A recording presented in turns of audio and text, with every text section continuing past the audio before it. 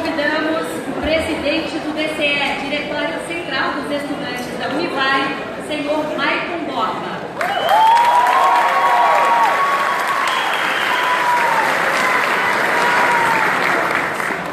Obrigada pela presença de todos vocês. Aproveitamos para registrar e agradecer a presença das seguintes autoridades. Senhor Murilo Sodré, secretário de Tecnologia do município de Itajaí.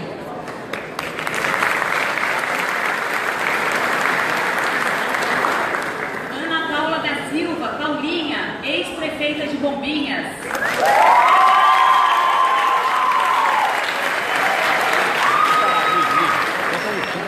Senhor João Paulo Tavares, conselheiro federal da OAB, Ordem dos Advogados do Brasil.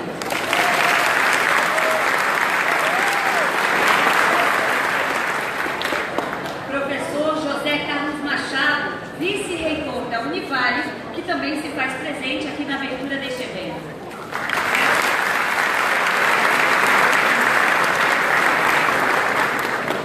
Convidamos a todos para, de pé, em sinal de respeito, acompanhar a execução do hino nacional brasileiro.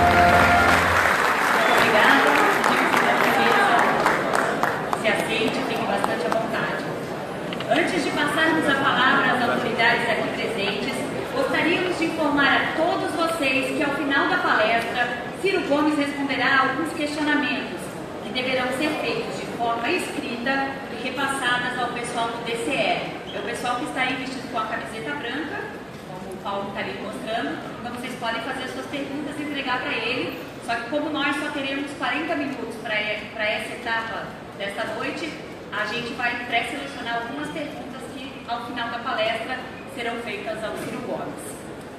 Neste momento, passamos a palavra para Michael Borba, presidente do Diretório Central dos Estudantes da Univale.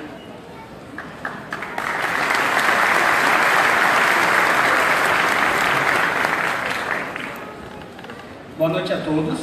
Em nome do DCE, gostaria de agradecer a presença dos representantes do município, vice-prefeito Marcelo Sodré, ao presidente da Fundação, Leonel Brizola, o Manuel Dias, ao representante da reitoria, professor Jorge Hector, e ao nosso palestrante Ciro Gomes.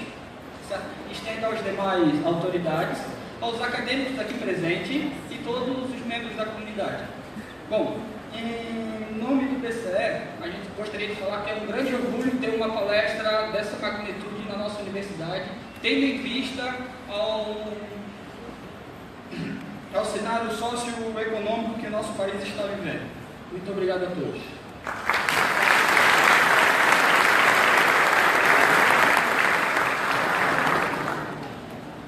Agora passamos a palavra ao professor Jorge Hector Morella Júnior, coordenador do curso de Relações Internacionais da Univale, Itajaí, Balneário Camboriú, neste ato representando o reitor da universidade, para que ele também faça uso da palavra.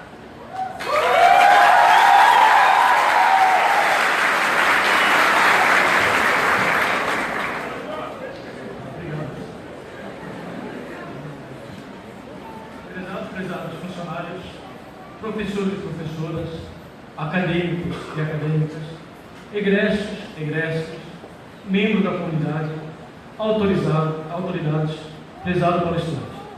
Boa noite. Aproveitamos para saudar o palestrante em nome do professor Dr. José Carlos Machado, vice-reitor de extensão e assuntos comunitários, que se encontra presente, mas devido a outro compromisso, terá que se ausentar, porém deseja antecipadamente uma excelente noite a todos. Obrigado, senhor. Universidade, cujo termo provém do latim universitas, é o local onde pode-se discutir ideias, contextos e construir conceitos, levando em consideração as diferentes percepções entre os interlocutores. E usa-se tais percepções justamente para engrandecer o seu conhecimento e, dessa forma, dar ensejo ao próprio sentido de ser universal, de compreender e trabalhar com contextos diferentes de uma mesma realidade. Assim, a Universidade do Vale do Itajaí, Univale, uma das maiores universidades de Santa Catarina do Brasil e uma das melhores da América Latina, tem em seu DNA a capacidade de trabalhar e de trazer palestrantes nacionais e internacionais das mais diferentes áreas de conhecimento, que, por sua vez, deixam uma herança de conhecimento e ideias.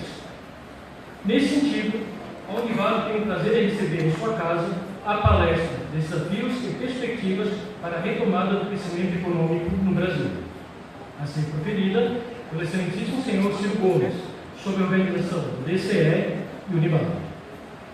Para tanto, agradecemos a atenção e a colaboração de todos e de todas, e que tenhamos mais uma noite de aprendizado e de troca de experiência. Muito obrigado.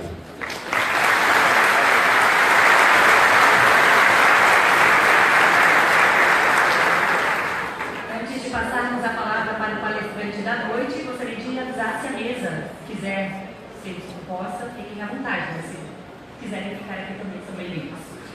Então, vamos fazer agora a apresentação, uma breve apresentação do nosso palestrante da noite, o Ciro Gomes.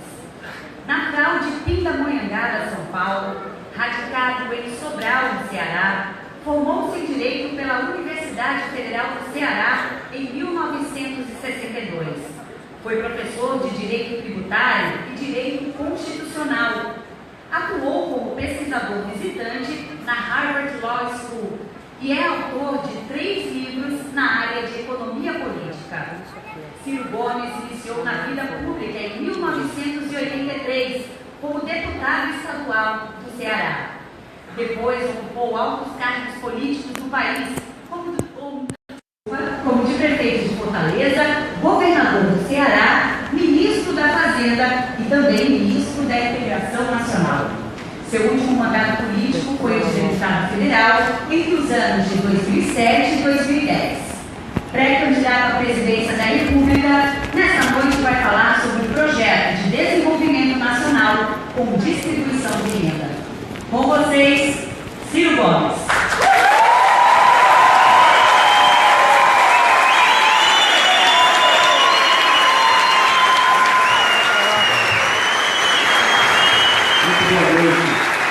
Boa noite a todas, muito boa noite a todos. É uma alegria especial poder, mesmo assim um pouco insonado, fiz uma palestra anteontem em Harvard e no MIT, nos Estados Unidos. Atravessei o oceano, tive um debate ontem em Porto Alegre, mas é uma alegria especial poder atender um convite de Santa Catarina. Já ao correr da minha fala, eu instituição tão do Brasil que eu amo. E, portanto, eu quero agradecer a todos os que me deram essa oportunidade, nas pessoas do professor Jorge Hector, que coordena o curso de Relações Internacionais, do magnífico vice-reitor, professor Zé Carlos, que está liberado para sair. Eu sei que os compromissos da liderança da universidade são muito complexos. Quero cumprimentar os meus companheiros, Marcelo Sodré, vice-prefeito e representante do seu prefeito nessa reunião. Quem sabe será o nosso futuro senador suplente. Quero cumprimentar um dos catarinenses que o Brasil mais respeita, que é presidente da Fundação de Estudos do nosso partido, o PDT, a Fundação Leonel Brizola, Alberto Pasqualini, e que é um catarinense vocacionado para a política, que nós estamos pedindo para voltar para a luta, além do mais lindo, Manuel Dias. Agradecer a toda a militância do PDT, o carinho, o apoio, o conforto e a segurança, porque agora parece que as coisas estão precisando assim, mas a segurança quem faz para mim é a Paulinha, né? Obrigado, chefe da segurança, nossa deputada. O Vicente, faltou aqui o nome do nosso líder estudantil. Maicon Borba, quero agradecer a você o convite e a oportunidade, e a você especialmente que eu quero agradecer, e em você abraçar todos os estudantes, todos os acadêmicos e acadêmicas, cumprimentar o Murilo Sodré, secretário de Tecnologia, e nele toda a comunidade não universitária também aqui presente, e se me permitem, quero cumprimentar a Amanda, que preside o PDT Diversidade, nossa companheira, que também está aqui. Enquanto não começam a espocar os foguetes e as musiquinhas infernais que grudam no ouvido da gente, eu ainda estou tentando aproveitar esse espaço para a gente fazer um debate que não é um debate eleitoral. Sabe como é o debate eleitoral? É muito rápido, é muito raso e é muito apaixonado, e às vezes a gente acaba não apostando devidamente na inteligência do povo. E o Brasil vive uma situação tão crítica, tão complexa, tão difícil, que é preciso aproveitar cada minuto que nos restar para discutir em auditórios plurais, sem qualquer compromisso de nada, a não ser ouvirmos a opinião de um velho experimentado militante da vida pública, que também trilha pelos caminhos da academia para tentar ajudar a compreender o nosso país. E eu sustento para discutir que o que está errado no Brasil, e estão as coisas estruturalmente muito erradas, não está errado seja porque tinha um manual de fazer certo, e os caras em Brasília são tão incompetentes, tão descuidados, tão desonestos, que fazem tudo errado de propósito. Infelizmente não é simples assim, se fosse era mais fácil. Também as coisas que estão erradas no Brasil não estão erradas porque tinha um manual de fazer certo e a gente faz tudo errado de propósito. Isso é como quem encontra um tatu em cima de um toco. Tatu, sabem, não sobe em toco. Portanto, se você viu o tatu em cima do toco, é porque alguém botou ele ali. E isso é uma lição preciosa. Então nós precisamos ir pacificando a compreensão, porque também não é razoável se imaginar que a culpa do que está aí, isso é muito natural no nosso debate, seja do Francisco, do João ou da Maria. Se fosse assim também era mais fácil. Claro que o Francisco, o João ou a Maria ajudam ou atrapalham, mas eu sustento para discutirmos que é um problema estrutural, um problema de modelo grave a desafiar a inteligência brasileira, e um debate plural, fraterno, de olhares distintos, de pensares diferentes, de ângulos ideológicos distintos, só a partir do qual eu acredito o Brasil vai encontrar a complexa solução em cima de potenciais extraordinários que me dão uma certa segurança de que o Brasil mais cedo ou mais tarde vai virar esse jogo. Mas a gente precisa ir pacificando algumas questões metodológicas. Eu sustento, volto a dizer, para discutir, que as coisas estão erradas no Brasil. E logo me socorro de alguns números. Para quem está mais preocupado, por exemplo, com os serviços essenciais de segurança, de saúde, o Brasil tem um ângulo claro de que as coisas estão estruturalmente erradas. Nos últimos 12 meses do nosso país, 64.700 assassinatos aconteceram, e apenas 8% deles a capacidade do Estado brasileiro teve de investigar. Vejam a extensão dessa tragédia no simbólico, entre uma necessidade aguda, literalmente vital da comunidade nacional brasileira, e a impotência, a incapacidade, a incompetência do Estado Nacional de responder devidamente. 64.700 homicídios, quase todos jovens, quase todos negros, quase todos pobres das periferias das cidades médias, grandes e pequenas, assassinados nos últimos 12 meses no Brasil. Se nós quisermos olhar pelo ângulo da economia, o Brasil teve em janeiro desse ano, pela primeira vez, ultrapassada a quantidade de trabalhadores e trabalhadoras empurrados por biscate para a informalidade, hoje viraram maioria em relação aos trabalhadores da formalidade. Com um gravíssimo problema. Nós temos um sistema previdenciário que incide sobre a relação de trabalho, e se eu tenho mais da metade da população economicamente ativa fora da formalidade, como é que eu sustento o financiamento da Previdência? Porque de alguma forma, seja pela generosa porta aberta e incondicional do sistema de saúde, seja pelos benefícios de prestação continuada, seguro-desemprego, auxílio enfermidade, etc., em algum momento cada um de nós vai estressar o sistema previdenciário. Mas hoje mais da metade da população não tem a oportunidade, porque essa metade na informalidade. Se nós tomarmos em atenção o agudo deste drama, o Brasil tem hoje 13.100.000 pessoas desempregadas abertamente. É bom a gente não deixar esses números entrarem no nosso cérebro frios, assim como eles parecem. Cada uma dessas pessoas acordou hoje de manhã com contas para pagar, com um filho doente precisando de um remédio, entrou num ônibus e saltou a catraca pedindo permissão do trocador porque não tem dinheiro para pagar a passagem, e passou o dia batendo de porta em porta, em vão, procurando uma oportunidade para trabalhar. E isso pesa mais gravemente entre os jovens.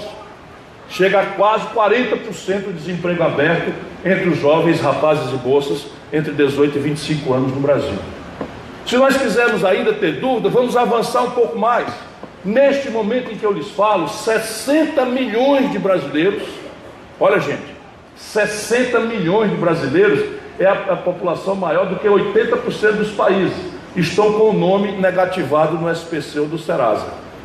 Cada um sentindo a culpa de não dar conta de pagar suas prestações em dia, com o nome sujo no SPC e achando que a culpa é sua, quando o número de 60 milhões indica claramente que há um erro estrutural no desenho econômico do país que causa este fenômeno de inadimplência de massa. Ora, as coisas estão erradas no Brasil, mas a gente agora, já na pista de tentar consertar, a gente devia tentar entender o que aconteceu com o país. E aí nós temos... Está funcionando direito aqui? Alô? Tá? Alô? Volta para cá. Volta para cá. Cacuete de professor, queria dar um passeio aqui. A gente devia então fazer um esforço, já na tentativa de responder duas perguntas, que era o que nós devíamos exigir do debate que vai começar a acontecer agora, de todos os partidos, de todos os candidatos. Primeiro, uma explicação, um diagnóstico do que aconteceu para o Brasil chegar onde chegou, com esses números que são apenas simbólicos de um desmantelo geral do país. E a segunda grande pergunta é o que fazer para virar isso tudo e permitir ao Brasil pensar no futuro com alguma segurança, com alguma esperança. E aí eu tenho proposto aos olhos que a gente entenda que a agenda brasileira, como quase tudo entre nós, está fragmentada. De um lado, há uma emergência popular as urgências do povo saltam a desenhar uma agenda óbvia. Acho que eu vou ficar quieto dentro lá.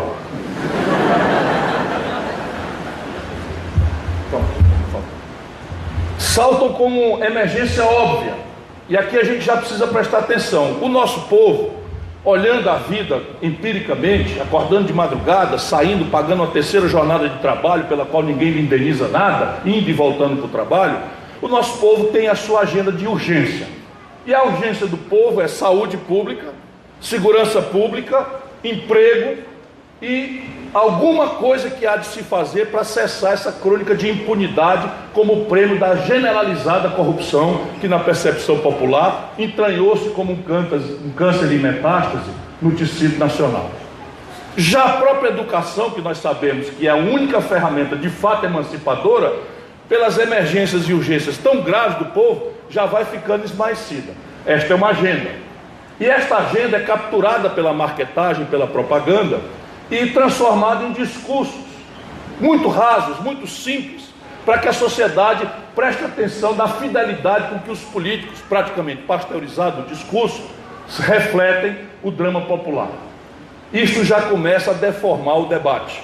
Mas abaixo ou ao lado desta agenda, das urgências populares, nós precisamos trazer uma outra agenda que exige mediações da sociedade para que o nosso povo tenha direito a compreendê-la.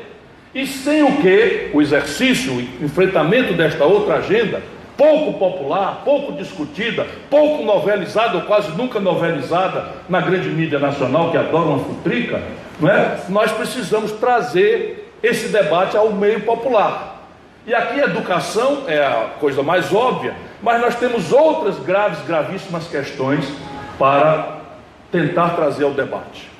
E aí é o que eu tenho tentado fazer. O Brasil hoje tem 3 problemas, cada qual o mais eficaz a nos impedir de crescer. E olhe como é grave. Em 1980, o Brasil, ando eu repetindo, tirava 1/3 da sua riqueza numa indústria diversificada e moderna em padrões globais.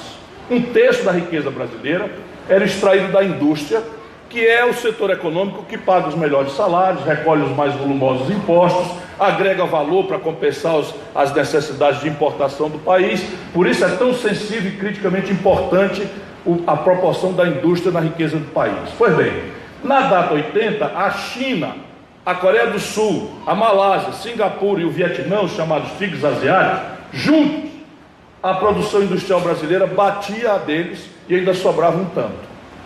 Hoje, a produção industrial brasileira despencou no mais veloz e profundo fenômeno de desindustrialização da história da humanidade para ridículos 11% apenas da nossa riqueza.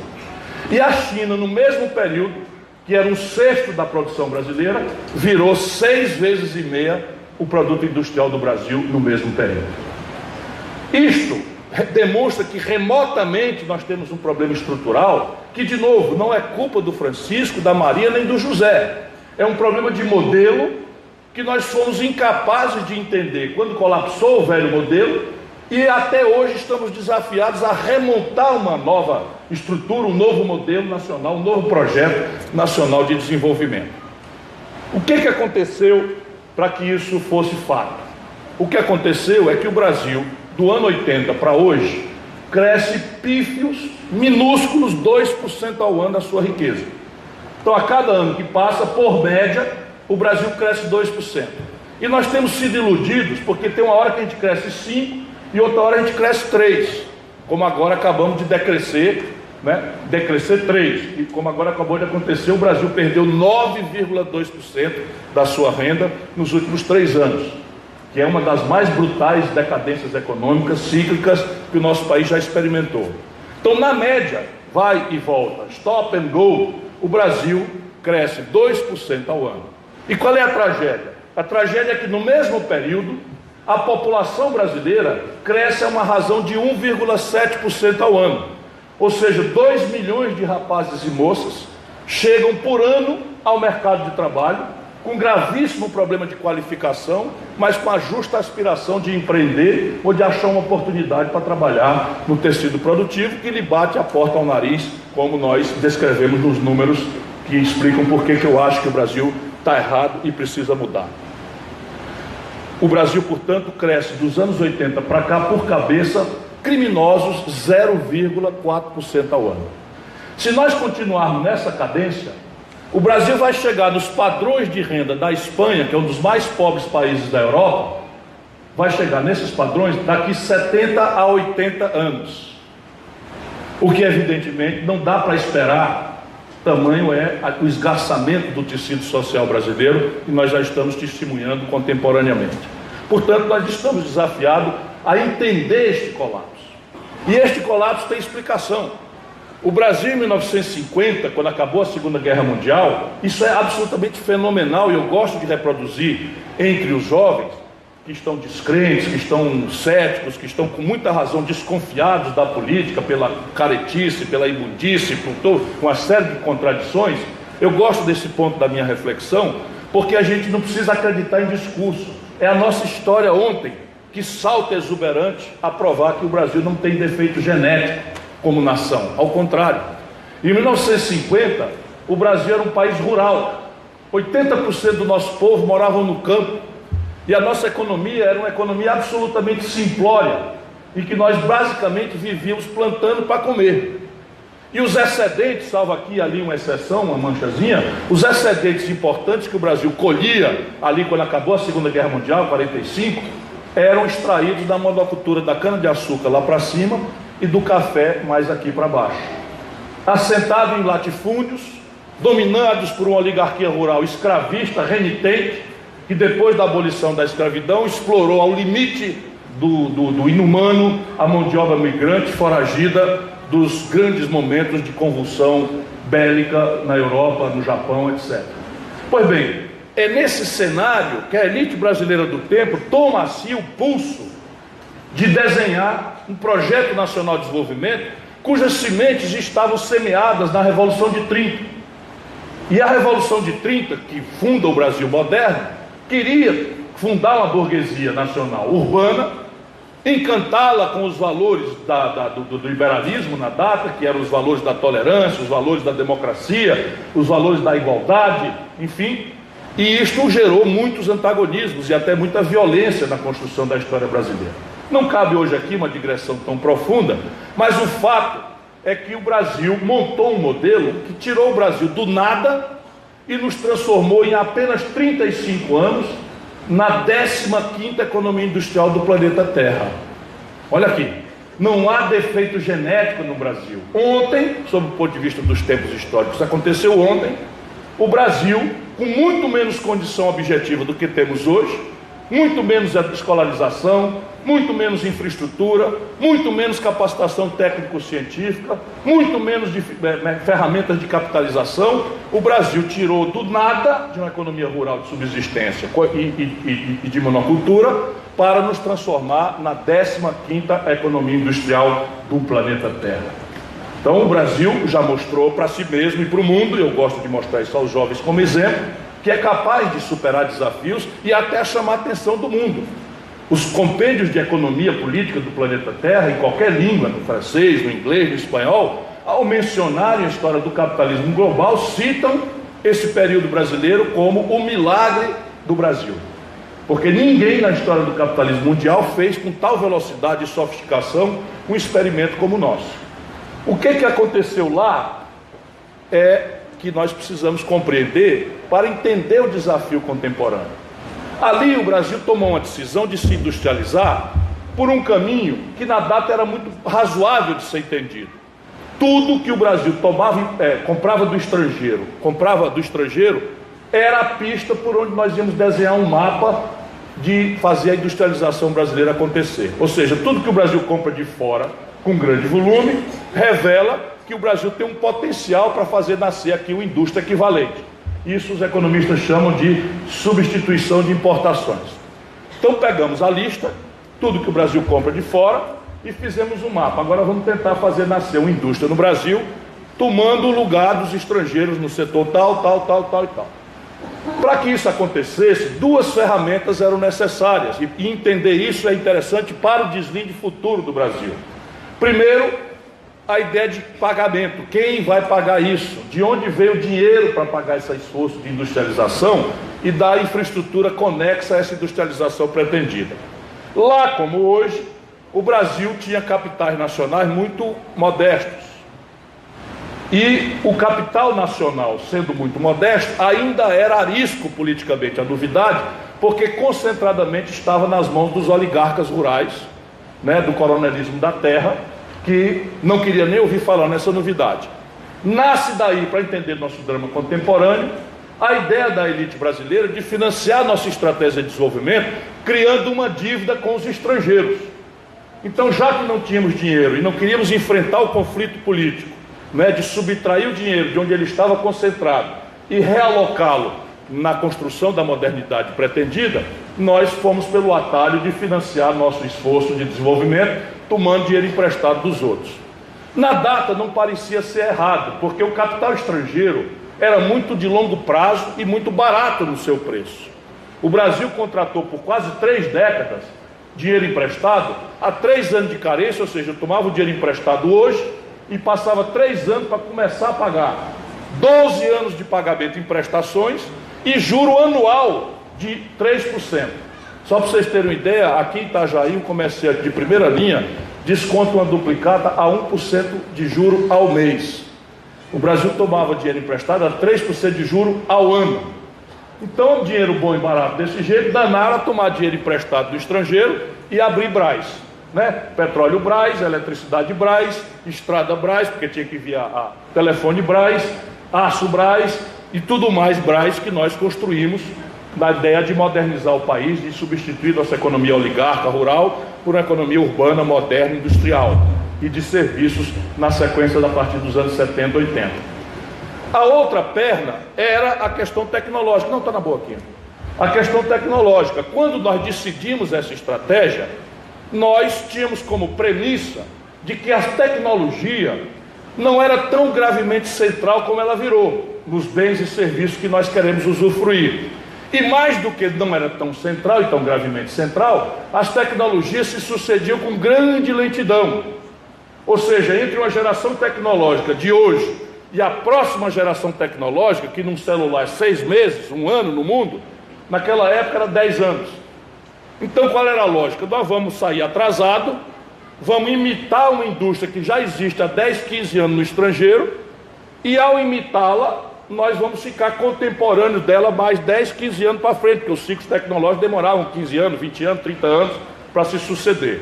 Então a premissa do modelo era a dependência de tecnologias simples e lentas na sua superação. Ora, isto produziu o Brasil que temos aí fora por bem e por mal. Nacional Desenvolvimentismo é o nome desse projeto, e ele tinha essas duas peculiaridades, a industrialização via substituição de importações, conseguida com dinheiro de fora, de longo prazo e barato, e imitando tecnologias ultrapassadas ou que iriam ser ultrapassadas só daqui 10, 15, 20 anos no futuro. A este pacote, desenhado muito brevemente para a economia da sua paciência, nós devemos o Brasil que temos aí fora para o bem e para o mal. Para o bem, 15ª economia industrial do mundo. Isto não é trivial, mostra que nós somos capazes. Para o mal, ao empatar capitais que não tínhamos, assentados na construção de um endividamento, nós comprometemos alguns fazeres que o país deixou para fazer outra hora, na notável, embora muito cínica, expressão do Delfim Neto, que dizia aí na década de 70, no começo dela, 73, dizia: primeiro é preciso fazer o bolo crescer para depois dividir. Então qual era a ideia? A gente vai empatar capitais em infraestrutura, em estrada, e deixa para fazer a reforma agrária outro dia. Nós vamos empatar capitais públicos em aço e deixa para fazer a reforma educacional outro dia. A gente vai empatar capitais em eletricidade e deixa para fazer a reforma sanitária, o saneamento básico, essas tarefas coletivas que o Brasil adiou para fazer depois que o bolo crescesse. E isso explica então que nós produzimos a pior concentração de renda do mundo. Hoje essas coisas estão tão dramaticamente agravadas que 5 brasileiros, a quantidade de dedos de uma mão, 5 brasileiros têm hoje fortuna equivalente às posses de 100 milhões de brasileiros. Não existe nada parecido no planeta Terra. 5 pessoas têm no Brasil fortuna, e eu não tenho nada contra elas, porque às vezes as pessoas imaginam que eu estou satanizando quem é rico. Absolutamente não. O que eu estou é chamando a atenção para a profunda desigualdade que não há igual no mundo.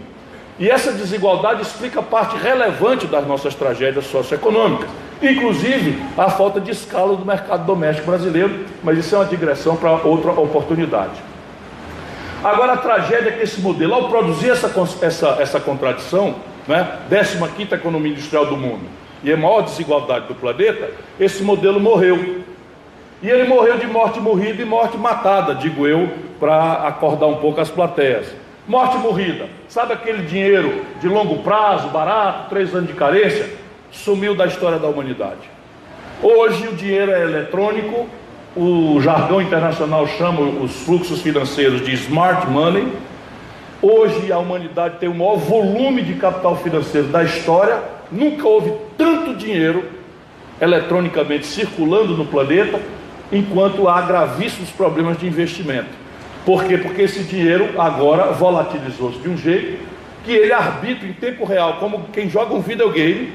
Garotos de 20 e poucos anos operam um computador com algoritmos em Wall Street, ou no Nikkei, no Japão, ou na Bolsa de Londres, e ali eles arbitram em ganhos especulativos de curto prazo, apertando XPTOW Enter, eles tiram 2 bilhões de dólares. Já é um problema deles, imagina nós, que temos um extenso anacronismo tecnológico. Então, estes 2 fenômenos, a superação tecnológica e a mudança do perfil financeiro, quebraram o velho modelo brasileiro. E aí, tragédia política. Quando isso acontece, o Brasil não tinha democracia. Por isso, democracia é uma coisa tão importante. O Brasil tinha uma ditadura, um regime militar. Resultado, a oposição não quis reconhecer que havia um complexo fenômeno internacional desmontando a sustentação econômica brasileira, porque queria desmoralizar o regime. E o regime não tinha com quem dialogar. Olha, mas o capital financeiro mudou, a gente não estou ouvindo você falar, me devolve a democracia que a gente resolve. Resultado prático, nós conseguimos redemocratizar o país e tivemos uma tragédia à brasileira. O homem que nós escolhemos era único.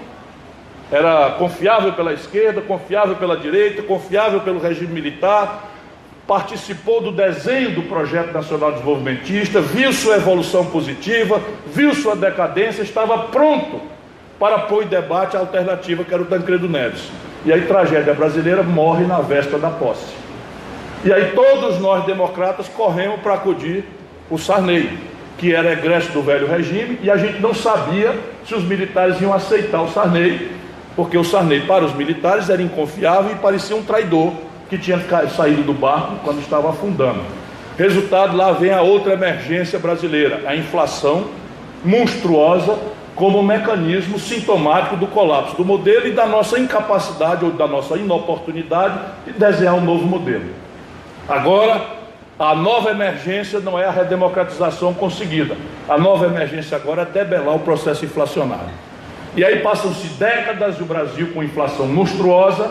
Todas as energias políticas eram para controlar a inflação. Chegamos ao Plano Real. Eu ajudei a fazer como ministro da Fazenda do presidente Itamar Franco. Eu tenho 60 anos e naquela data eu tinha 36. Pois bem, o real, mal comparando, é como se fosse um antipirético. Ou seja, a gente sabe que febre não é uma doença. A febre é um sinal que o corpo da gente manda para a nossa inteligência de que algum elemento infeccioso está atuando e aquilo, a febre, significa isso. Então você tem que tratar a febre, senão dá uma convulsão. Mas tem que tratar mesmo é da infecção. Tem que fazer o exame, ver qual é o agente patológico, qual é o agente infeccioso, ver se é, como era o caso brasileiro, caso de cirurgia ou de antibiótico, venoso ou oral, mal comparando aqui, né, o real. Nós fizemos o antipirético. A inflação brasileira era a febre da doença, da morte do velho modelo, essa era a infecção. E o antipirético teve tanto sucesso que o Fernando Henrique, ao invés de, depois da febre cair, levar o doente para o hospital, fazer os exames, levou o doente para o baile funk. Né? O que é isso? Levou o doente para o baile funk é o seguinte: quando a inflação cessa, a população sente imediatamente um conforto de renda. e transforma esse conforto de renda em consumo. E o país não tinha projeto para a produção. E aí o consumo explode, a população fica feliz. Olha, eu já estou falando de problemas de hoje. A população fica feliz, tende a gratificar politicamente o governante que lhe deu este momento de conforto, de expansão do consumo. E como o país não produz, não cresce a produção, não desenha a sua estratégia de produção, você democratiza o consumo, mas não democratiza a produção. Resultado, a gente compensa esse buraco explodindo as importações. E aí vem o drama contemporâneo brasileiro. Explodem as importações e o Brasil quebra 3 vezes na mão do Fernando Henrique Cardoso, faz os 3 maiores acordos do Fundo Monetário Internacional e por aí, vulneráveis, nos obrigamos a engolir a agenda neoliberal, que era a moda incontestada no planeta Terra. Hoje, felizmente, está desmoralizado com a crise de 2008, mas o país então entra nessa condição crítica em que, na terceira quebra, que é na sequência da reeleição, o Fernando Henrique se desmoraliza. E olha o filme, para a gente ver, porque eu estou fazendo esse esforço histórico para entender o hoje e terminar a nossa reflexão de hoje. O Fernando Henrique quebra o país, e um país sendo instituição permanente, ele não vai embora, ele não baixa a porta e bota uma placa, quebrei que apartei as bandas, né? Me procure na outra encarnação. Não é assim. O país permanece existindo, e o que caracteriza a quebra é uma brutal desvalorização da moeda nacional, no caso nosso real, em comparação com a moeda de circulação internacional, que é hoje unicamente o dólar. E aí o Brasil, que tinha R$1 por dólar, quando o Fernando Henrique se reelege, assiste uma desvalorização em que você, do dia para a noite, passa a precisar de R$4 para comprar o mesmo dólar. E isso empobrece a população em matéria de capacidade de consumo em quase 70%. Aqui, embora o auditório seja muito qualificado, me permitam repetir, porque isto é o que nós precisamos ajudar o povo a entender. Nós não temos nada a ver com o mercado de câmbio. O povo brasileiro não compra dólar. Mas nós descobrimos que o dólar é um preço relativo que influencia instantaneamente todos os outros preços relativos da nossa vida cotidiana. Por quê? Porque você não compra dólar, repito eu para a turma rir, mas enquanto eu não conseguir pelo mérito, vou fazer pela repetição. Tu não compra dólar, mas tu come pão. Se calhar domingo tu come um macarrão, uma pizza. Pão, pizza e macarrão é trigo. Trigo o Brasil não produz com suficiência, então tem que comprar do estrangeiro. Tudo que a gente compra do estrangeiro tem que pagar com dólar. Então, se eu precisava de R$1 para comprar um dólar de trigo, o preço do macarrão era 1 por 1. O preço da pizza era 1 por 1. O preço do pão era 1 por 1. De repente, eu preciso de R$4 para comprar o mesmo dólar de trigo. A tendência é que o preço do pão, do macarrão e da pizza sobe 4 vezes. A gente não compra dólar, mas toma remédio. 80% dos remédios, porque o Brasil abriu mão de ter política industrial de comércio exterior, desses que a gente compra na farmácia da esquina aí, vem importados do estrangeiro. A gente não compra, e temos que pagar em dólar, a gente não compra dólar, mas anda com smartphone ou com telefone celular, 100% importados. 80% do valor econômico de um carro montado aqui do lado do Rio Grande do Sul, importados. Toda a parte rica do carro. Toda a eletroeletrônica, a informática, tudo importado. Resultado, se eu precisava de R$1 para comprar um dólar de Tilenol, e de repente eu preciso de R$4 para comprar o mesmo dólar de Tilenol, o Tilenol sobe 4 vezes o preço. E a população sente isso e ninguém explica para ela o que aconteceu, que ela podia comprar 4 e agora pode comprar 1.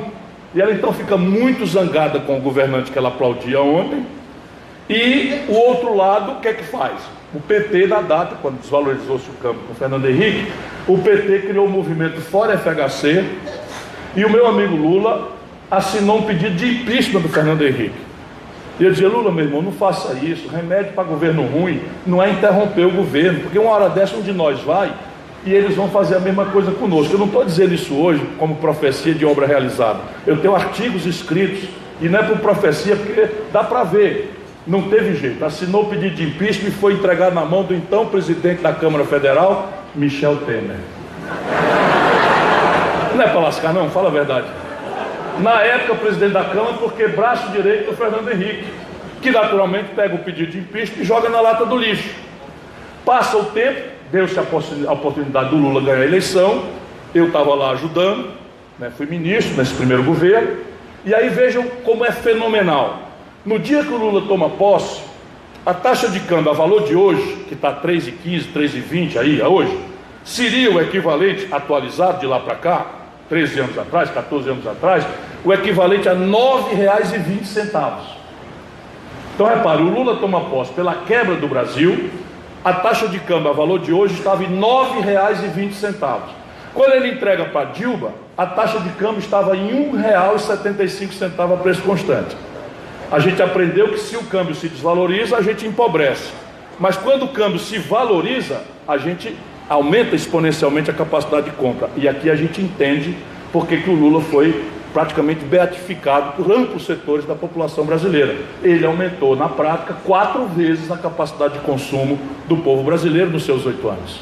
Saiu de R$ 9,20 para R$ 1,75, então eu precisava de R$ 9,20 para comprar R$ 1,75, de R$ 9,20 para comprar um dólar de trigo, e 8 anos depois do Lula eu preciso de R$ 1,75 para comprar o mesmo dólar de trigo.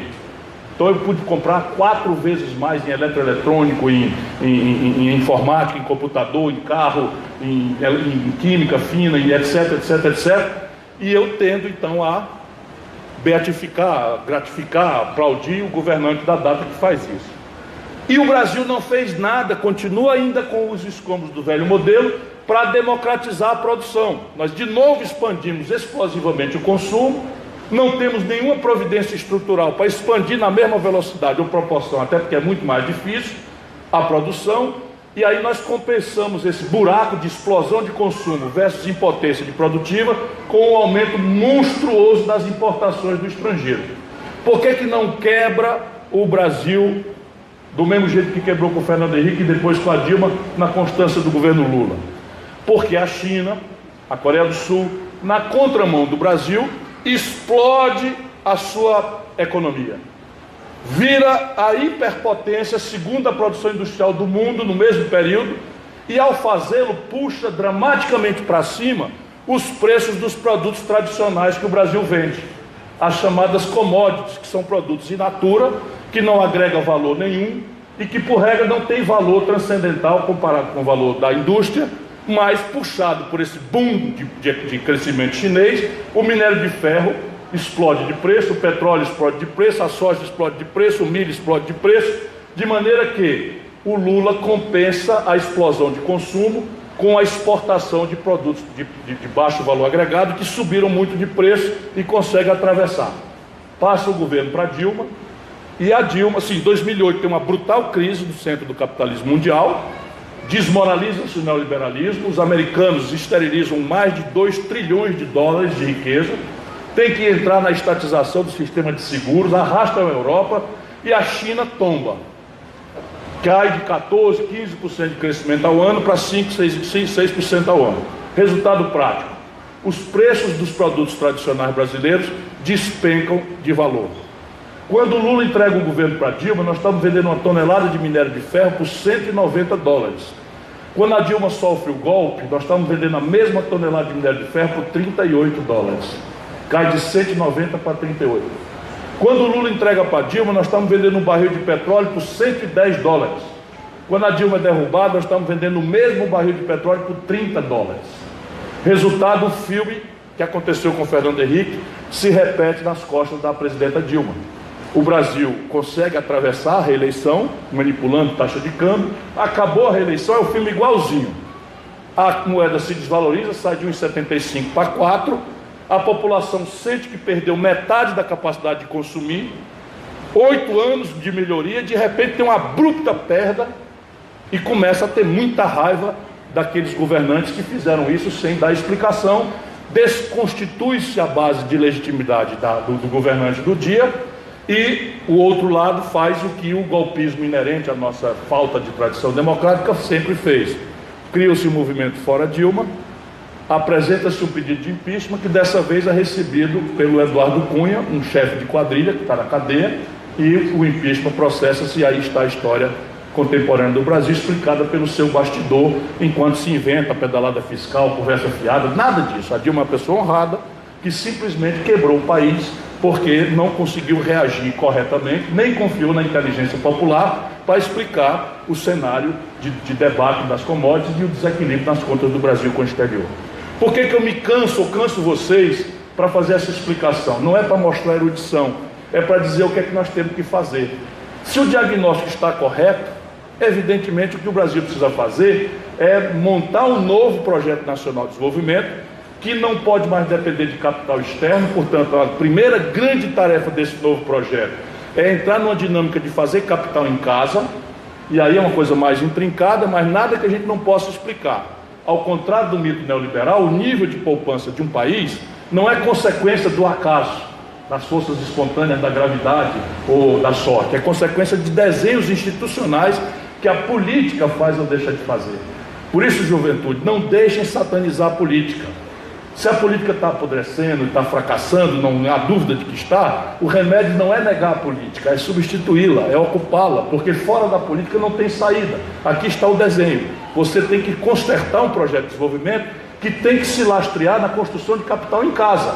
Isso tem a ver com o desenho do sistema tributário, o desenho do sistema previdenciário, o desenho do mercado de capitais, a criação de coisas que nós não temos nem sequer a expressão em português, como Venture Capital, que é o novo grande ferramenta, a nova grande ferramenta de financiamento do jovem inovador, e o Brasil praticamente não tem. Santa Catarina tem um fundo que eu fui visitar, e é o único estado brasileiro onde eu reconheço que há uma coisa aqui em Florianópolis, mas muito pequenininho, o que não deixa de ser importante pelo efeito exemplar. Mas é preciso, se aqui, por exemplo, o Bill Gates ou Steve Jobs nascessem aqui, tinham fracassado, porque eles se financiaram ideias novas com Venture Capital, que é um dinheiro que se associa sem garantia a uma ideia boa e banca o risco. Se funcionar, fica bilionário; se fracassar, mica o fundo. Só que o fundo financia 100, um acertando paga os 99 que fracassaram e ainda paga mais 1000. Tamanho a expressivo avanço que a inovação pode provocar, como vocês estão acompanhando. E o desenho agora também tem que ser um compromisso com a maturação tecnológica da nossa inteligência nacional, porque depender de fluxos internacionais de transferência de tecnologia, podemos até fazê-lo segmentadamente num ambiente de política externa em que a gente exija transferências tecnológicas sensíveis. Mas isso é um trauma grande. O que nós temos mesmo é que apostar na tecnologia brasileira, e nós temos tudo para isso acontecer se nós tivermos ordenado essa inteligência num projeto nacional de desenvolvimento que determine quais são os rumos. Se um país cai de 30% para 11% a sua indústria, flagrante está que o desenho desse novo projeto impõe uma reindustrialização do Brasil. Só que não pode ser mais por aquele caminho do passado, porque a superação tecnológica não permite mais. E a gente então tem que eleger, não por arbitrariedade ou clientelismo que só dá em corrupção, tem que eleger aqueles setores onde o Brasil tem algum protagonismo tecnológico, institucional, e aonde o dinheiro de alguma forma já está sendo gasto. E eu levanto 4 exemplos, sem exaurir nenhum outro. Complexo industrial do petróleo e gás. Qual é o sentido de um país como o nosso, há 15 anos, abrir mão, né, de refinar gasolina, petróleo, e exportar petróleo bruto barato, e importar crescentes e volumosos tonelagens e tanques de gasolina e óleo diesel? 60% do óleo diesel dessa barcaça aí que atravessa a Bahia aí, são importados do estrangeiro. 60% do óleo diesel, gerando emprego na China e na Europa, com dinheiro que já está aí ouvindo a conversa, numa área em que nós temos expertise tecnológica com a Petrobras. Por isso que é importante ter um ambiente estratégico em que a Petrobras joga um jogo fundamental. Isso aqui já economizaria 25 bilhões de dólares por ano da nossa dependência com o estrangeiro. Complexo industrial da saúde. Só o governo federal importou do estrangeiro, gerando emprego na China, na Europa, nos Estados Unidos, ano passado, 17 bilhões de dólares. E não é coisa muito sofisticada não. 80% dos fármacos, prótese, cama de hospital, cadeira de roda, todo esse meio de diagnóstico médico, tudo isso importado, que você, com engenharia reversa, com patente vencida, agrega a universidade como de Itajaí e incuba empresas de jovens empreendedores, com a compra governamental sendo a grande ferramenta protegida pelos acordos internacionais do Brasil na OMC. O complexo industrial do agronegócio. Agora tive em Xanxerê outro dia com o Manel Dias, nosso futuro deputado federal, merchandising, né? A gente precisa dele lá, gente querida. Santa Catarina precisa nos dar esse favor. Tive com o Manel Dias lá em Xanxerê, e aí veja o que é que eu vi. Eu ando estudando o Brasil enquanto ainda tem tempo. O cidadão que planta milho em Xanxerê está comprando a saca de semente, e a saca de semente, naturalmente, pela agregação de valor, já é estrangeira. Veja bem, o milho que se planta em Xanxerê, a semente é estrangeira. E ela não é vendida no quilo, nem no grama, ela é vendida na unidade. Então tem lá na embalagem 7.000 caroços. De maneira que o peso de medida tem que abrir e contar se tem os caroços. E custa R$700. R$700. Quando o cabo acaba de colher, a saca de 60 quilos valia 18. Ano que vem vai melhorar, porque houve um colapso da produção, vai voltar para 43. Mas repare, na melhor hora o milho produzido em Xanxerê é R$40 a saca de 60 quilos, e um saquinho de semente custa R$700 pela agregação de valor que a Monsanto faz. Qual é a razão para um país extraordinário como o nosso, que aprendeu a produzir soja no Cerrado, que era dito pelos manuais de agricultura do mundo inteiro que era impraticável produzir, ou como Santa Catarina faz na pecuária de pequeno porte? Enfim, o Brasil tem essas saídas. E por fim, o Complexo Industrial da Defesa. Nós estamos gastando R$20 bilhões por ano gerando emprego na China. Vou falar baixinho aqui para vocês. No último ano do governo da Dilma, não vão contar para ninguém, os chineses ganharam a concorrência para fornecer os uniformes do Exército Brasileiro. Os uniformes do Exército Brasileiro, um rudimento tecnológico nulo, por causa da escala, eles ganharam a concorrência. A Dilma anulou essa concorrência para a gente não passar esse vexame, mas deve estar respondendo até hoje num processo no Tribunal de Contas da União, porque o Brasil é desse jeito. Vê se pode a gente entregar aos chineses a constar. Agora, isso parece caricatura, mas caricatura é o buraco mais em cima. Todas as comunicações militares e civis brasileiras são processadas por satélite norte-americano. O GPS que guia a mira dos nossos caças, dos nossos navios, é o GPS norte-americano. Vê se pode. Se a gente tem um aparato de defesa, não é razoável que um país estrangeiro, por mais amigo que seja, tenha o domínio tecnológico da nossa guia. E isto é uma oportunidade de ouro para a gente desenvolver um celular brasileiro, porque aqui está o domínio tecnológico da microeletrônica, da nanotecnologia. Eu fui visitar na França recentemente, já tem nanosatélite. Enfim, não quero descansar, apenas queria fazer esse diagnóstico, porque se ele estiver correto, é por aqui que nós precisamos achar o caminho de um novo projeto nacional de desenvolvimento, com começo, meio e fim, e que reúna os brasileiros, diferentes que sejamos, num generoso debate que reúna essa grande nação ao redor do seu objetivo, que é ser brilhar para o mundo admirar. Muito obrigado a todos.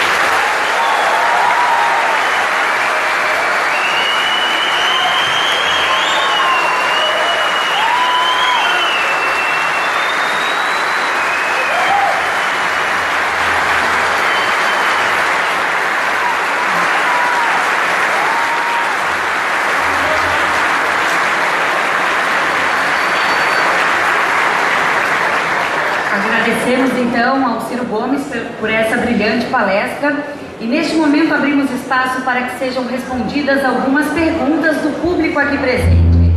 Como para este momento serão disponibilizados 40 minutos, pré-selecionamos 6 questões.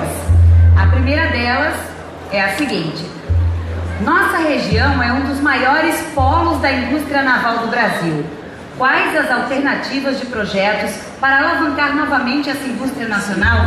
Quem fez essa pergunta foi o Luiz Eduardo Gonçalves, estudante do curso de Engenharia Mecânica. Veja, Gonçalves, aqui está um exemplo muito prático que eu tenho com esse palavrão todo explicar para a sociedade brasileira. A política é que vai definir.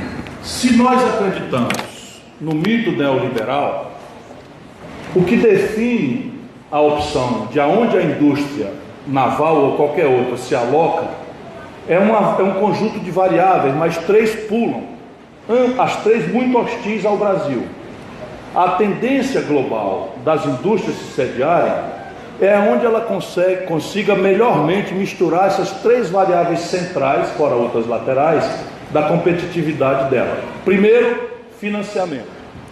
Então repare bem, em Singapura, onde está a indústria naval, rival de uma potencial indústria naval brasileira, que é o benchmark, ou seja, a melhor estratégia, a China está já chegando a esse ponto, eles têm a taxa de juros negativa há 10 anos. Ou seja, o empresário, o armador da Singapura, ou chinês que atua em Singapura ou na China, toma $1.000 emprestado para construir um navio e no fim do ano está devendo $930. No Brasil, o juro na ponta, na hora em que o Banco Central está com o menor juro da história moderna, custa 52%. Ou seja, se você toma $1.000 emprestado no Brasil, você tem que pagar no fim do ano, por esses $1.000, R$ 1.520.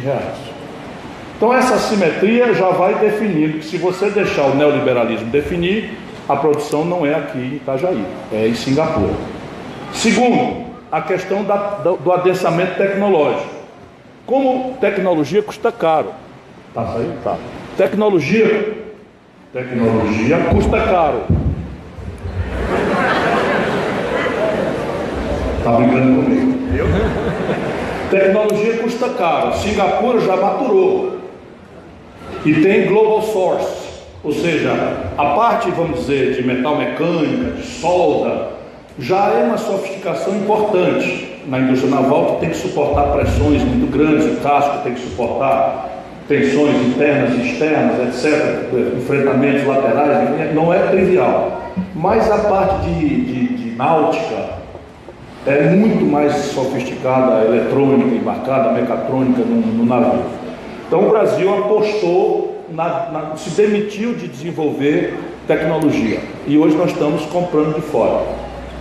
Portanto, lá eles têm, sem pagar royalties, para produzir o mesmo navio aqui, você vai ter que pagar royalties, que é alugar a inteligência deles.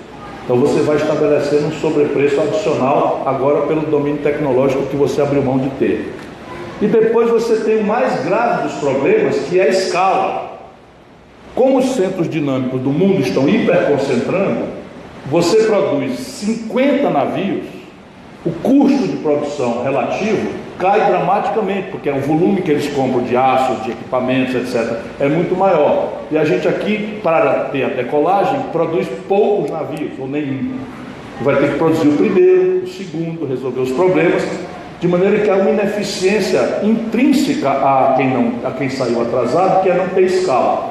Resultado, misturou financiamento, escala e tecnologia. É em Singapura que a Petrobras prefere comprar os seus navios. Como é que a gente pode resolver isso? Aí é o modelo de política que você tem.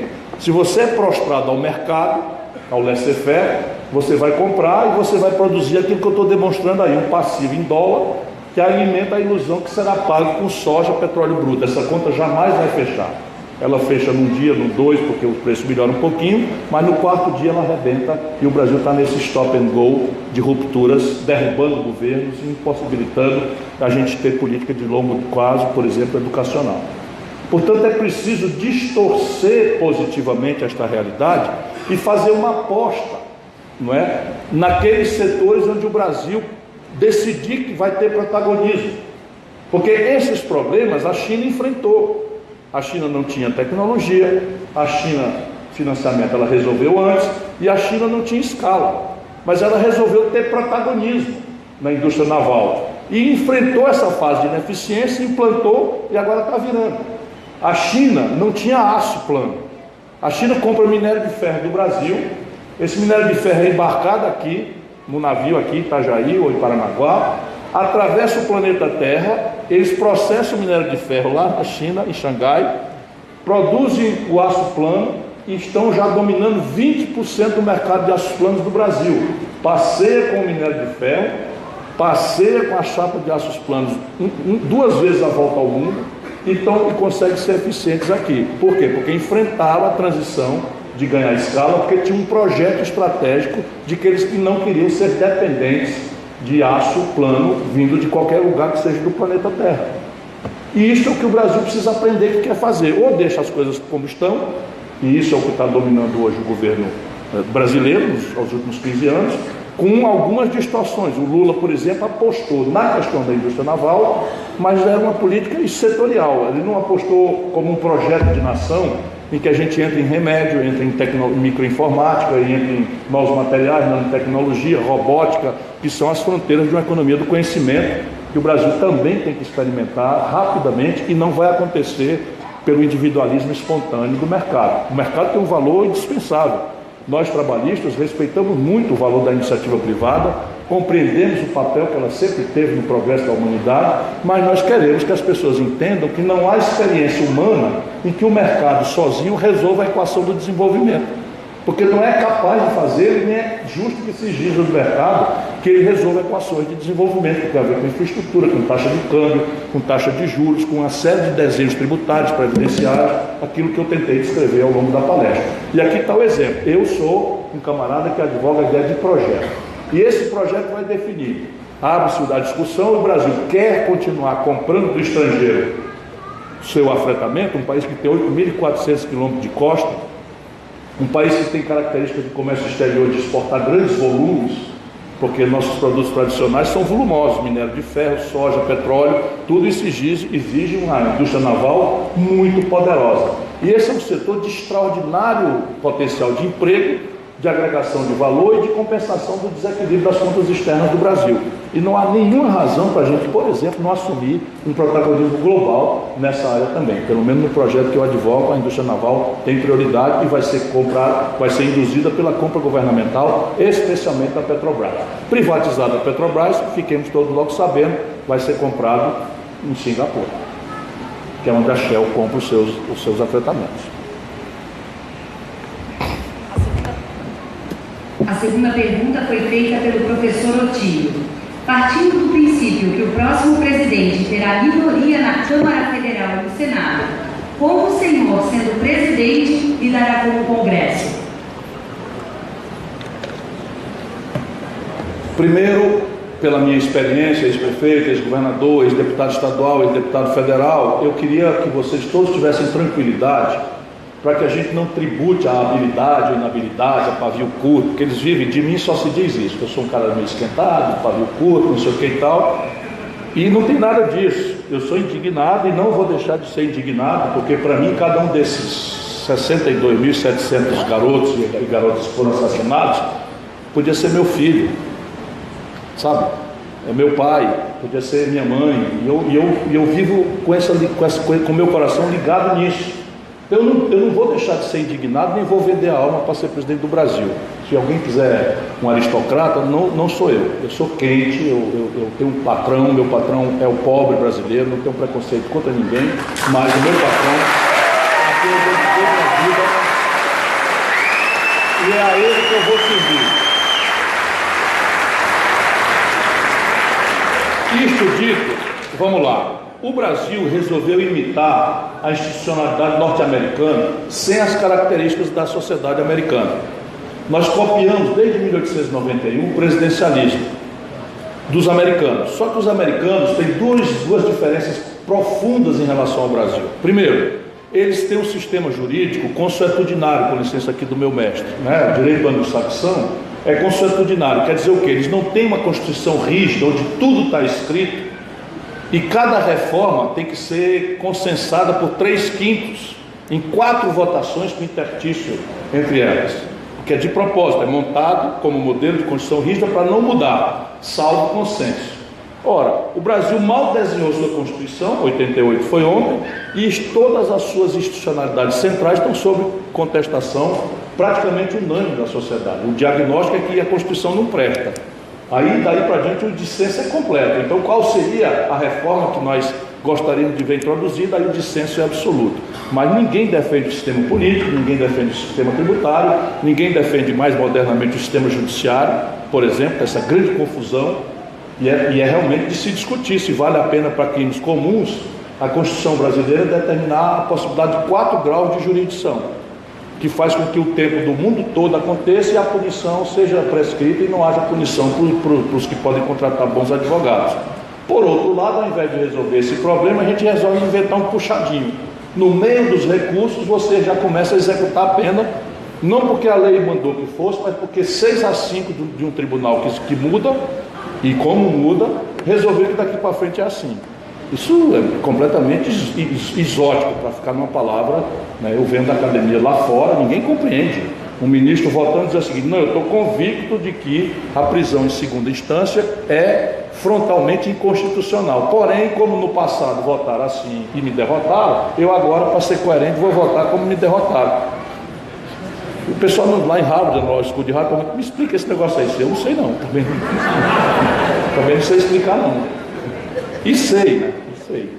É o colapso do poder político, e como o poder não se compraz com vácuo, outros poderes estão anarquicamente ocupando os buracos do poder político desmoralizado do Brasil, que é uma das grandes tarefas não escritas do próximo presidente da República, é restaurar a autoridade do Estado de Direito Democrático e a funcionalidade da repartição dos poderes, né? Das funcionalidades do Estado. Bom, como é que a gente resolve então essa lógica de impasse? A lógica de impasse deriva do seguinte: o órgão encarregado do desenho institucional do país, o Congresso Nacional, não tem nenhuma responsabilidade com a sustentabilidade do desenho institucional que ele tem o monopólio de fazer.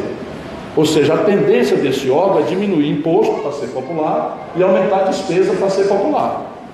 Eu estava lá quando se revogou a CPMF, tirando 70 bilhões de reais dos cofres públicos, e uma semana depois regulamentaram a emenda 29, aumentando em 70 bilhões de reais o gasto com saúde, debaixo de palma de um lado e do outro, porque o país está fragmentado em interesses corporativos e o interesse nacional está perdido aí no meio dessa barafunda de interesses miúdos, até legítimos, muitos deles. Então, entender esse impasse é preciso, para que a gente não tenha medo de enfrentar o problema, porque não vamos mudar a institucionalidade, porque teve um plebiscito e o povo brasileiro optou por isso. Ok. Eu então tenho me dado a entender como aconteceu no Brasil, em que momentos houve, vamos dizer, diminuição ou superação desse impasse.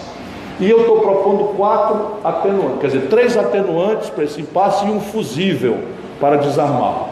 Primeiro, propor antes, ou seja, sair do caudilismo, do deixa que eu chuto, e encarar a arriscada tarefa de desenhar a compreensão dos problemas e a sua proposta de solução com clareza, de maneira que você seja criticado por isso, combata, se explique, e o povo, ao votar no fulano, vote no fulano e nas ideias do fulano. Isso diminui, pelo conteúdo plebiscitário do presidencialismo, diminui o fosso entre um presidente da República reformista e um Congresso reativo a reformas. Segundo, desde o general Dutra, todos os presidentes brasileiros foram eleitos por minoria no Congresso Nacional. E 100% deles, sem exceção de nenhum, tiveram poderes quase imperiais nos 6 primeiros meses a um ano, também como derivativo do conteúdo plebiscitário. Pouco importa se essa maioria foi orgânica, foi politizada, porque quase nunca foi. Mas nos 6 primeiros meses a um ano, cada presidente fez o que bem quis, entendeu, e o Congresso disse amém na história brasileira do general Dutra até aqui. Portanto, o tempo da reforma é crítico. Quem quiser reformar o país tem que propô-la 6 meses, nos primeiros 6 meses de governo. Terceiro, negociar. E isso é absolutamente legítimo numa democracia, mas precisamos entender que negociar comprando voto, loteando a administração pública com corruptos, é a lógica do fracasso, que foi a lógica dos últimos anos, do Fernando Henrique e do PT. Isto não funciona, isso dá nisso que está dando essa tragédia que está aí.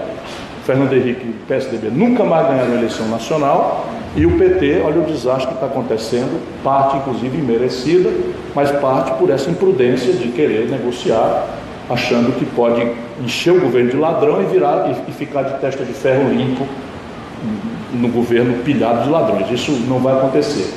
Mas, para nossa sorte, toda tragédia tem um lado bom. Hoje o Brasil está maduro com uma grande negociação de atacado, derivado do fato de que o nosso pacto federativo está rasgado. 17 dos 27 estados da Federação Brasileira estão quebrados. E eles não têm saída fora de um grande entendimento com a União. Portanto, dentro do novo desenho de pacto federativo com estados e municípios, você coesionar o mundo político pelo redesenho fiscal do país. Isso dentro dos 6 meses e propondo antes quais são os caminhos que eu estou especializando aí nesse debate. E o fusível. Se tudo isto não funcionar, e tem uma imensa potencialidade de funcionar, nós temos que tirar da letra da Constituição, que está escrita desde 88, a ideia de resolver os impasses, convocando diretamente a população a votar através de plebiscitos e referendos. porque isso nos permite, por autorização de maioria simples do Congresso Nacional, sair do lobismo e dos grupos de pressão e da ladroeira que infernizaram a vida nacional do país. Eu acredito que esses 4 movimentos, 3, vamos dizer, atenuantes do impasse e um fusível para deslindá-lo no fim, já anunciado antes, com concordância da maioria do Congresso, podem nos dar um ambiente para uma reforma profunda que o Brasil precisa. O próximo questionamento.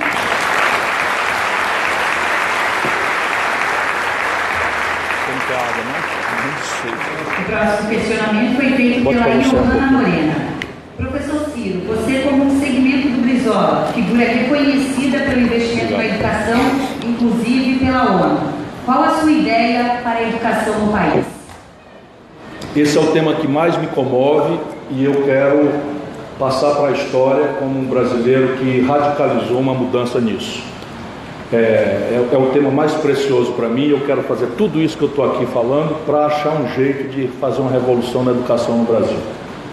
E isso começou já no Ceará. E eu não falo isso por qualquer tipo de gabolice, porque o Ceará é um dos estados mais pobres do Brasil. Mas hoje, 77 das 100 melhores escolas básicas pelo IDEB, do Ministério da Educação, estão no Ceará. O melhor IDEB do Brasil é Sobral, a minha cidade, porque lá nós temos coesão política e temos efeito continuamente. Partido A, partido B, virou um consenso da população e nosso IDEB hoje é o que o Brasil está como objetivo para o ano 2030.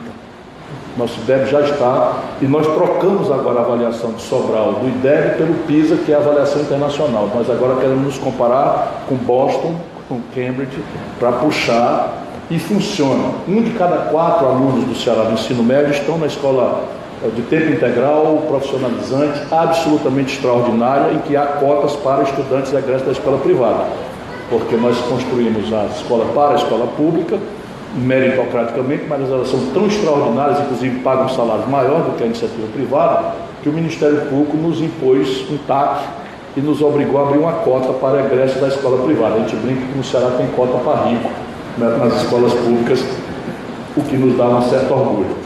Basicamente, o que nós temos que fazer no Brasil são 2 coisas. Uma mais complexa e de fundo, mais difícil, e a outra mais simples de ser entendida, mas não menos trivial.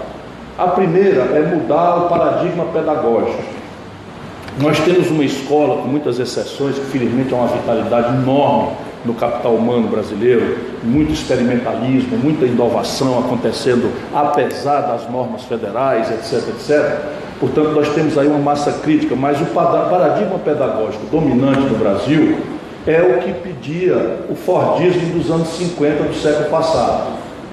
Então, é basicamente um ensino enciclopédico raso, em que o cidadão e a cidadã são informados rasamente de um pouquinho de tudo e não tem profundidade em nada.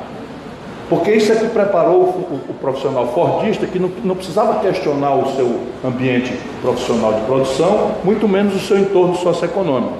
Esse profissional tinha que ser só capaz de repetir práticas, não é? Que hoje estão todas substituídas, mais cedo ou mais tarde serão substituídas pelo computador e pelo robô.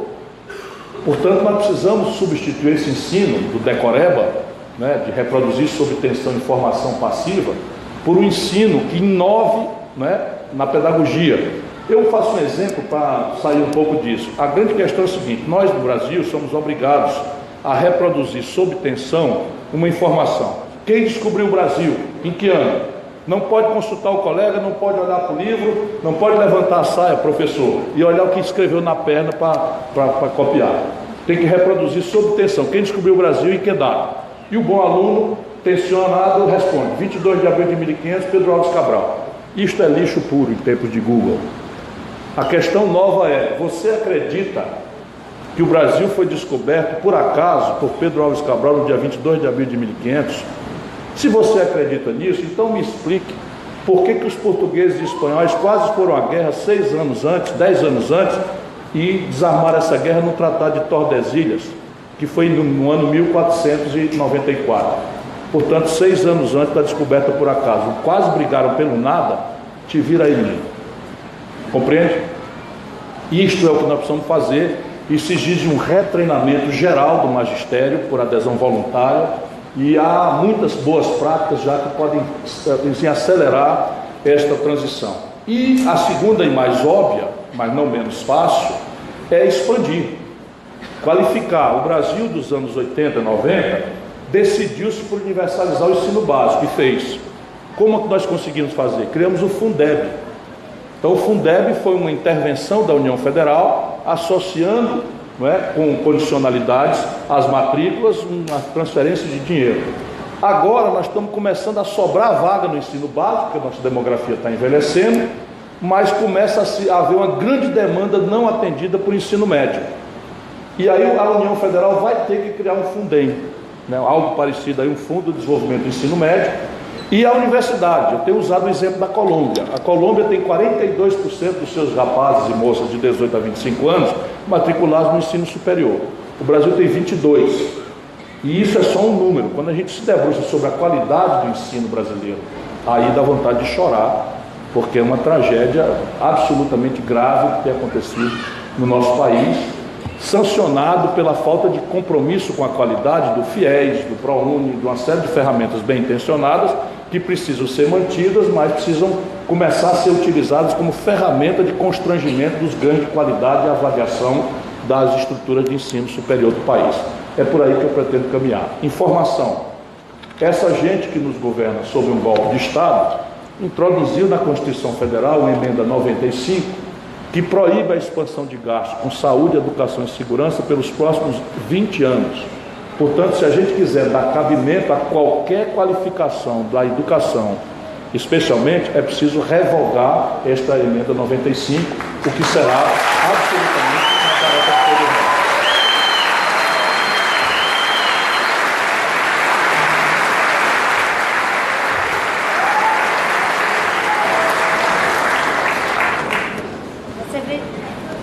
Você vê diferença? Entre o meu microfone e o seu, agora... Agora eu posso tratar o vírus.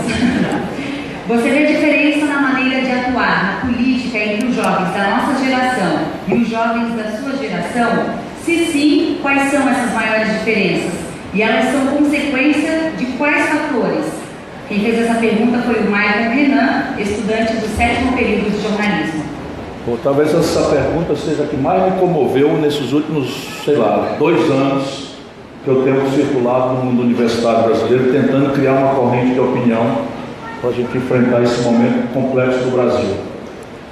Veja, a minha geração se felicitava na luta política. Nós tínhamos um inimigo, para usar uma expressão tosca, um adversário, um inimigo, muito claro. Era como se a gente tivesse ido para um campo de batalha e o uniforme do nosso inimigo fosse laranja. Até para um daltônico como eu, dava para ver, né? Então isso simplificava um pouco a nossa percepção do antagonismo da política. E nós tínhamos referências do nosso lado também muito fora de qualquer suspeita. A gente confiava nessas mediações. Nós estamos falando aqui de Leonel Brizola, de Miguel Arraes, de Luiz Carlos Prestes, de João Amazonas, de Franco Montoro, de Ulisses Guimarães, né, de Teotônio Vilela, que eram pessoas que nossa geração de jovens tinha como referência muito segura. A gente não tinha medo de ser traído por eles. E eles davam um referencial para nós. Então a gente ia para uma assembleia de estudante, quebrar o pau para resolver, nós não estávamos interessados só em derrubar os cabos da esquina. Nós estávamos interessados em revogar as próprias interdições da caretice da família mononuclear. Nós estávamos aí na geração um pouquinho antecedente à minha, viajando equivocadamente no caminho glicérgico, né, da superação química das interdições psicofísicas do cérebro humano. Isso foi o grande equívoco de uma geração que me antecedeu um pouco, mas havia uma felicidade, uma abastança, um sentido superior para existir na nossa geração. Com vocês, os inimigos são mais difusos, menos claros, menos fáceis de serem identificados, portanto a coesão ao redor disto é muito grave. Mais grave, vocês vocês que cresceram numa democracia formal, viram a própria democracia formal não é só falhar, é trair seus melhores ideais, né? A corrupção é só o elemento caricato, mal cheiroso, mas a caretice, né, o quadradismo, a incapacidade de despertar o sonho, o entusiasmo, e como nós somos seres gregários e as tecnologias novas nos permitiram, nós estamos socializando pela via ascética da internet. Nós saímos da rua e estamos refugiados por inconfiança nas mediações nacionais desse tempo, do mundo, não é só do mundo. Faltam referências acadêmicas, referências artísticas, estéticas e tal, mais comoventes, né? A gente adora uma pessoa, daí a pouco ela se mata numa bobagem dessa qualquer, a gente está ficando assim, né? Eu estou quase rezando pela palavra do Cazuza, que também é um poeta do meu tempo, né? Embora seja muito de ser ouvido por vocês. Meus inimigos estão no poder, né? Ele faz essa poesia aí. E aí o resultado prático é que o Brasil, não tendo projeto, o nosso pulso solidário, nossa alteridade, nossa necessidade de estar em comunidade está se guetificando em uma agenda identitária, fragmentária. Aí a gente tem segurança de ser feminista, de defender a causa LGBT, de defender a causa étnica contra a discriminação contra os negros, de defender o meio ambiente, mas a soma dessas legítimas agendas identitárias não dá o interesse nacional. Essa soma, ela não fecha no interesse nacional. E nós precisamos então agora, isso é um processo de reespiritualização que a humanidade tem que fazer, é tarefa para os estetas, para os artistas, para os intelectuais e para os políticos que tenham mais alguma coisa na cabeça além de minhoca e vontade de ganhar a eleição. Mas vocês, por outro lado, têm uma vantagem maior do que a minha geração. A capacidade crítica, o nível de acesso à informação, a ferramentaria tecnológica de comunicação. Para nós, a gente marcava uma assembleia de estudantes, se a polícia resolvesse ir lá desfazer, a gente adorava, né? Adorava, quebrava um pau, saía todo mundo com a sensação de valentão, de frentão, ganhamos a parada, não sei o que. Calma. Sou comunista não, amigo. Comunista não. Se fosse, não mereceriam de merda, mas não sou não. Respeito muito os comunistas, tenho horror.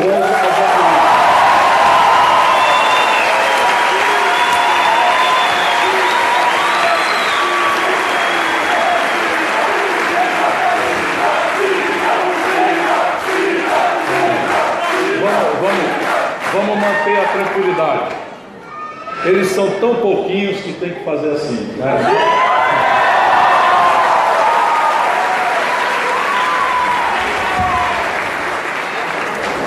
Comunista de merda. A pergunta seguinte. Olha, você não sabe o que é falta de carinho em casa. Tem que ter paciência. O cara não ter carinho em casa, vai lá para a Assembleia dos outros, admirar o inimigo, entendeu? Vai admirar o adversário, porque não tem carinho em casa. É muito melhor pedir um abraço ao pai. Quer dizer, papai me deu um abraço, faz um mês que o senhor não me toca. A pergunta seguinte foi elaborada por Lucas Pereira, aluno do curso de Relações Internacionais aqui da Univale. Na sua opinião, qual é a importância dos BRICS e a cooperação Sul-Sul para o Brasil alavancar a sua posição no cenário internacional? Olha, parabéns a vocês, viu? Coisa interessante a qualidade dessas questões todas. Veja, o BRICS é uma possibilidade, e apenas isso nesse momento, é uma possibilidade de o Brasil atuar em nome de valores transcendentais, tais como a luta por uma ordem internacional multipolar, não assentada num único império, e daí evoluir para que a diplomacia internacional seja regida, as relações, pelo direito, pelo princípio da não intervenção em assuntos domésticos, pelo princípio da solução pacífica dos conflitos, pela necessidade aguda de nós protegermos os refugiados. Já são 65 milhões de seres humanos empurrados por guerras vis, motivadas por petróleo, basicamente, no Oriente Médio, em vários lugares do Oriente Próximo, na fronteira da Turquia com os curdos. Tudo isso impõe que o Brasil atue por esses princípios gerais que o Barão do Rio Branco já sistematizou brilhantemente como grande diplomata, respeitado mundialmente. Mas aí também estão as possibilidades do Brasil resolver equações extensíveis do seu Projeto Nacional de Desenvolvimento. Porque não há como afirmar um Projeto Nacional de Desenvolvimento sem um sólido pé no projeto de defesa nacional, Não é para ir à guerra contra ninguém, mas é para ter capacidade dissuasória de mandar no próprio nariz. E hoje nós, na prática, somos um protetorado norte-americano. O Brasil, praticamente, sob o ponto de vista de defesa, é um protetorado americano. E eu brinco sempre, discutindo com eles lá nos Estados Unidos, que nós queremos um status de bons amigos, mas tipo assim uma França, né? Nós não queremos ser menos para eles do que um bom amigo, mas um amigo como a França, porque a gente tem um respeito muito grande, porque lutou com eles pela independência lá em 1776. E nesse BRICS, o Brasil pode resolver 3 grandes questões, para além da questão da defesa e dos postulados globais. O Brasil pode resolver com eles 3 grandes deficiências de um projeto nacional. Primeiro, um regime de preferências comerciais industriais. Mas isso vai ser uma guerra mesmo com eles. A China, por exemplo, planeja para o Brasil a gente ser a roça deles e o quintal de mineração. Se nós deixarmos, a China vai nos tratar como está tratando a África. Verdadeira nuvem de gafanhoto, né? Eu fui ver lá em Angola, por exemplo. Então nós temos que convencer os chineses de que a nossa amizade com eles é importante para o mundo, mas eles vão ter que nos dar um regime de preferências comerciais industriais.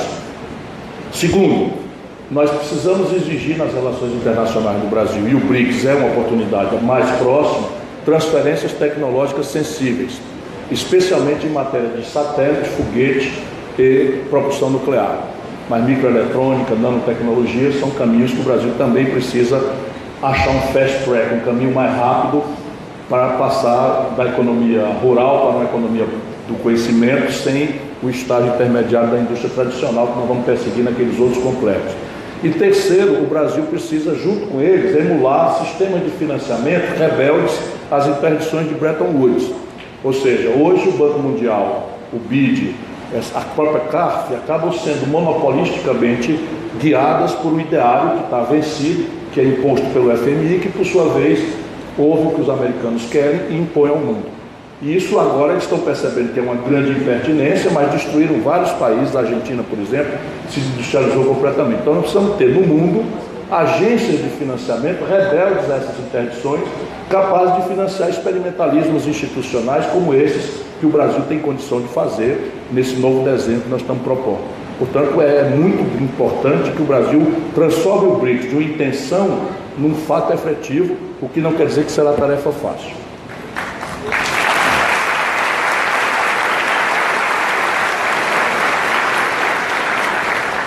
E a sexta e última questão foi elaborada por Almir Nestler, do campus da Univale de Balneário Camboriú. A reforma tributária que desonere os bens de consumo e onere os bens de capitais é possível? De que forma? Eu acho que eu entendo bem a intenção da pergunta, mas não é bem isso que nós precisamos no Brasil. Nós precisamos diminuir as incidências sobre o consumo popular, porque hoje o Brasil sobregrava muito mais desproporcionalmente os pobres e a classe média do que grava as classes altas. Então nós precisamos corrigir a regressividade do sistema tributário brasileiro, e um dos caminhos é atenuar as incidências sobre o consumo, tributação indireta, do consumo popular, a saber, cesta básica, uma cesta de remédios, energia elétrica, telefonia, onde a carga tributária pode chegar a 37% a 40% para um pobre. Mas bem de capital a gente não deve tributar, a não ser para fins de política de comércio exterior, ou seja, a gente tributar a importação de um bem de capital, cujo similar nacional a gente esteja tentando de forma eficiente e produtiva germinar no Brasil, faz sentido. Mas tributação de bem de capital, ou seja, de investimento, não faz nenhum sentido conceitualmente. O que o Brasil precisa é deslocar o peso maior da tributação para as classes mais abastadas. E isso se faz sobre patrimônio, renda e transferência intergeracional. Por exemplo, o Brasil é um de 2 países do mundo que não cobra imposto sobre lucros e dividendos empresariais. O Brasil e a Estônia. Com todo respeito aos irmãos da Estônia, não parece ser modelo para nós. Mas isso é em linha com o mundo inteiro, não há nenhum sentido o Brasil não cobrar. Agora é preciso atenuar a tributação sobre faturamento, porque hoje a gente pega uma empresa que vai muito bem e uma empresa que vai muito mal. Ambos são tributados na hora de trabalhar e produzir, ou seja, o Estado está ajudando a matar uma empresa que vai mal, e na hora que a empresa que vai bem fica com lucro, ela não paga nada. quando você podia tirar a incidência do faturamento e botar no resultado. Se a empresa vai mal, o Estado não vai matá-la, né? Vai colaborar, vai desestressar. Se ela vai bem, ela paga mais. E a grande tributação sobre heranças. Na América do Norte, a tributação sobre heranças, eu uso o exemplo da América do Norte porque não consta ser uma república bolivariana dirigida por comunistas de merda. Lá, a alíquota mínima do imposto de transmissão em causa-morte, que é o imposto sobre heranças, é de 29%. E progressivamente chega a 45%. Na Europa é de 40% a 55%. No Brasil é 4%, no Rio Grande do Sul quebrado. 4% no Rio de Janeiro quebrado. 4% no Minas Gerais quebrado. O Ceará, que não por acaso é o estado mais sólido financeiramente do Brasil, cobra 8%. Mas esse é o limite de teto da Constituição. Não há nenhuma razão para continuar assim. Evidentemente que isso vai atingir 0,03% dos brasileiros. Agora, eles são ruidosamente poderosos. Portanto, nós cá embaixo precisamos ficar atentos para que esse debate seja equilibrado. Então,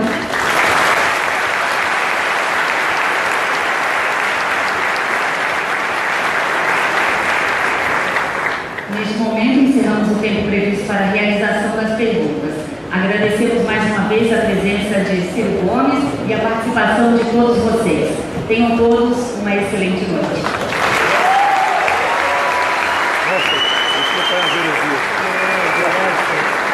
Nossa,